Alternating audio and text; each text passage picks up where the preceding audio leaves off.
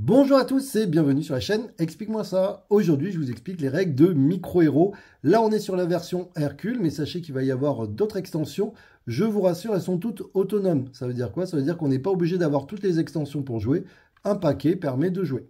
Là, on est sur un jeu en mode solo à partir de 10 ans, des parties entre 20 et 240 minutes. Alors 20 minutes, c'est plutôt si vous êtes mauvais. 240 minutes, si vous êtes un peu long. Sachez quand même que si vous ne voulez pas jouer aussi longtemps, vous pouvez sauvegarder la partie à tout moment. Ça, c'est quand même plutôt cool. C'est un jeu qui a été créé par Léandre Proust, illustré par Rémi Leblond. Vous verrez que tous les dessins ont été faits à la main. C'est un jeu qui va sortir en Kickstarter le 7 janvier à 18 h. Alors vous allez voir que pour le prix sera libre. C'est vous qui définissez combien vous souhaitez donner.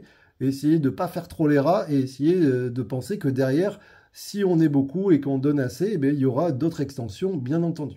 On est sur un jeu de deck building et un jeu de stratégie. Vous allez voir, c'est très malin. Ça tient dans un petit paquet de cartes, mais c'est très très cool. Alors, comment ça va se passer? Bon, je suppose que là, quand je vous parle de Hercule, vous connaissez quand même les 12 travaux d'Hercule. Ça va être le but du jeu, ça va être de réussir à faire les 12 travaux d'Hercule pour gagner la partie. Les travaux d'Hercule, ils vont se représenter comme ça.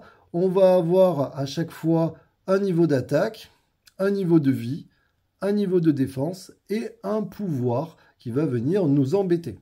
D'accord? En même temps, je prends le temps de vous montrer les illustrations. Elles sont vraiment très très cool. Pour commencer la partie et pour la mise en place, c'est très simple. On va mélanger les cartes au niveau des travaux et on va venir en prendre une. Alors, on va regarder celle-là, tant qu'à faire. C'est l'hydre de Lerne. Il va falloir réussir à la combattre. On sait qu'elle aura 3 d'attaque, qu'elle aura 16 de vie, et vous voyez qu'elle a 5 de défense. Pour s'en rappeler, et au niveau de vie, et ainsi de suite, on va voir ces petites cartes. Ces petites cartes, on va venir les positionner en face.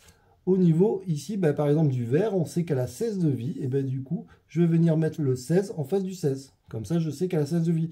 Quand elle va perdre de la vie, je vais venir baisser la carte. Je sais qu'elle n'a plus que 15, 14, 13 et ainsi de suite. Et je vais à un moment la mettre sur le 1 et à un moment, hop, elle va disparaître. Ça veut dire que j'ai gagné.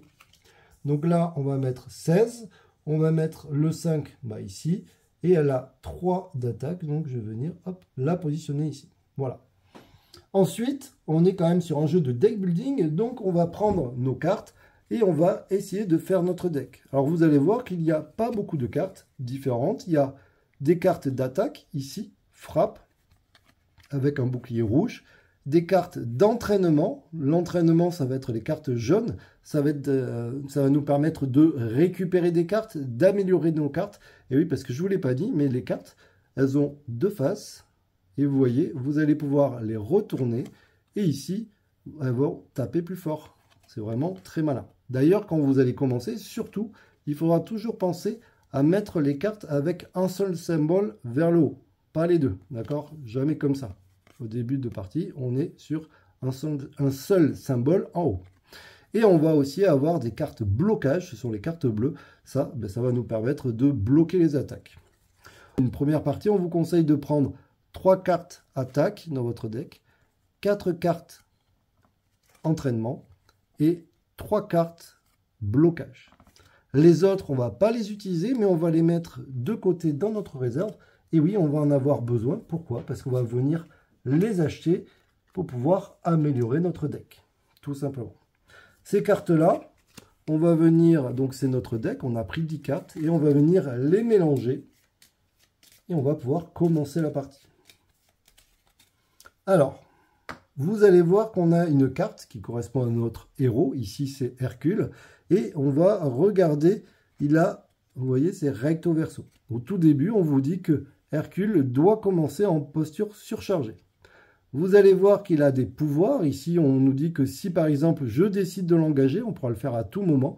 Quand je décide de l'engager, ça veut dire que engager la prochaine carte, je vais prendre une carte, je vais aussi l'incliner, engager c'est ça, et je vais pouvoir appliquer 2 fois son effet. Ça peut être très utile pour, par exemple, infliger plus de dégâts.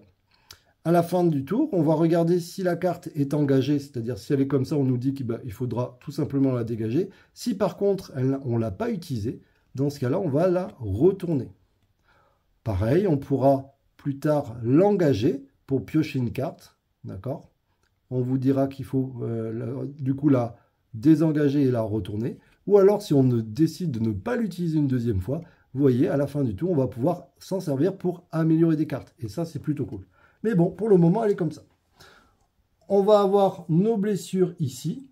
Ça va venir vraiment nous pourrir le deck et on va vraiment éviter d'en prendre. Mais vous allez voir que, à mon avis, vous allez en prendre. Et on est parti. Pour commencer, on va prendre 5 cartes. 3, 4, 5. Et attention, dans ce jeu, à chaque fois qu'on est dans une manche, on ne viendra jamais mélanger nos cartes. D'accord? Donc on va venir les positionner, mais quand elles viendront dans la défausse, et ensuite quand elles redeviendront au niveau de notre deck, on ne pourra pas les mélanger. C'est très important. Là, je vais prendre 5 cartes. Et je vais pouvoir les jouer dans l'ordre que je veux. Et vous allez voir que l'ordre est très important. On a des cartes donc d'attaque, de blocage et des cartes d'entraînement qui nous permettent de récupérer des cartes. Là, il faut vraiment regarder ce que fait ce travail-là. Il nous dit qu'il nous fait 3 d'attaque. Donc, il faudra au moins que je me défende de 3. D'accord? Et ensuite, au niveau de l'attaque, si je veux lui faire mal, il a 5 de défense. Donc, il faudra au moins que je fasse 5 ou plus. Pour positionner nos cartes, on va venir les choisir. On va venir les mettre les unes par-dessus les autres. Et vous allez voir que c'est très important. Je vais donc faire un truc comme ça. Je vais vous expliquer juste après. Est-ce que j'ai besoin de ça? Peut-être pas. Et vous allez voir que c'est là où toute la stratégie rentre en jeu. 3, comme ça. Très bien. Je vais faire un truc comme ça. Je vous explique après, ne vous inquiétez pas. Tac. Tac, tac. 1, 2, 3. Il a 3. Ok. Comment ça va se passer? Tout d'abord, on va regarder l'entraînement. L'entraînement, c'est les cartes jaunes et ça va nous permettre d'acheter des cartes. Pour acheter des cartes, il faudra regarder ici le nombre d'étoiles qui se trouvent sur une carte, là en l'occurrence 4, pour pouvoir faire des choses. Alors, comment on va compter? Eh bien, on va regarder ici, il y a 1, d'accord? Et on va compter chaque carte qui est au-dessus de lui, au-dessus d'elle, pardon. Donc, j'ai 1, 2, 3, 4, ça fait 4 déjà. J'en ai encore une autre, 5, et j'en ai une dessus, 6. Donc, ça veut dire que j'ai 6 d'entraînement. Pour 6 d'entraînement, je vais pouvoir faire plusieurs choses. Je vais pouvoir prendre une carte, acheter une carte, en regardant le coût qui se trouve ici, d'accord? Donc là, en l'occurrence, 4. Sur Hercule, elles sont toutes à 4, hein, donc pas de problème au niveau des cartes techniques. Donc, je pourrais acheter cette carte. Pour une carte que j'aurai déjà, je pourrais décider de payer 4 pour l'améliorer, c'est-à-dire la retourner pour qu'elle devienne plus puissante. Ou alors, je pourrais aussi décider de payer son coût pour, imaginons elle est dans la défausse, la mettre directement sur mon jeu. Et on sait que forcément, c'est celle que je vais piocher juste après. Là, en l'occurrence, je vais donc décider de juste, pour 4, prendre une carte. Je vais l'acheter pour la mettre dans mon deck. Mais bien sûr, elle va dans ma défausse. Ensuite, on va passer à l'attaque. C'est moi qui attaque en premier. Je regarde mon attaque. J'ai 1, 2, 3, 4, 5. Plus 1, j'ai 6. J'ai 6 d'attaque. Il a combien de défense? Il a 5 de défense. Ok, donc je lui inflige une blessure. Il est à 16, il passe tout simplement à 15. Là maintenant, c'est lui qui m'attaque. On regarde son niveau d'attaque, il a 3 d'attaque. Moi, j'ai combien de défense? J'ai 1, 2, 3. D'accord? J'ai 3 de défense. Ça tombe bien, il a 3 d'attaque, 3 de défense, il ne se passe rien. Ok? Maintenant, on a fini le premier tour. On regarde à chaque fois son pouvoir. Son pouvoir, c'est quoi? Quand vous infligez au moins une blessure, le travail obtient un attaque en plus. Ça veut dire que je lui ai infligé une blessure. Hein. Donc du coup, hop, son niveau d'attaque monte à 4. Et en plus, à chaque fois que vous allez finir un tour, vous allez devoir monter l'attaque du monstre. Et là, vous voyez, ça commence à être compliqué. Celui-ci, il paraît c'est très gentil, mais il va devenir de plus en plus fort. J'aurais pu, comme je vous l'ai dit, utiliser cette carte. Je ne l'ai pas utilisée. D'accord? Donc là, on arrive à la fin du tour. La fin du tour, ça me dit quoi? Si la carte posture est engagée, ce n'est pas le cas, elle est dégagée, je peux la retourner. Je vais venir la mettre comme ça. Les cartes que j'ai jouées, je vais les prendre, je vais les mettre exactement dans l'ordre et elles vont venir, hop, dans ma défausse. Ensuite, je vais venir prendre 5 nouvelles cartes. Et je vais repartir pour un tour. Donc je vais commencer à regarder. Là, il commence à faire mal, hein. Il commence à faire 5 d'attaque. Donc j'ai intérêt à vraiment mettre un petit bouclier. Est-ce que je vais pouvoir l'attaquer? Il a 5, à mon avis. Bon, je ne peux pas. Donc du coup, je vais préférer ne pas l'attaquer, mais par contre, améliorer mes cartes. Et on est reparti. Phase d'achat. Donc j'ai 1, 2, 3, 4, 5, 6, 7. J'ai 7, c'est dommage, j'ai pas 8. Donc je vais améliorer une carte. Je vais prendre la carte du dessus de ma défausse pour l'améliorer. Donc je vais la retourner. M coûte 4, hein, c'est indiqué ici. Donc ça, c'est quand même cool. J'ai amélioré une carte. Je ne peux pas faire mieux. Est-ce que je vais l'attaquer? Bah, je pourrais, mais j'ai 1, 2, alors que lui, il a 5 de défense, donc je ne l'attaque pas. En l'occurrence, bon, c'est plutôt cool pour moi, parce que du coup, il ne va pas prendre un point d'attaque en plus. Par contre, lui, il m'attaque. Il a 5 d'attaque. J'ai 1, 2, 3, 4, 5, 6 de défense. Il ne me fait pas de blessure, il ne se passe rien. Ok?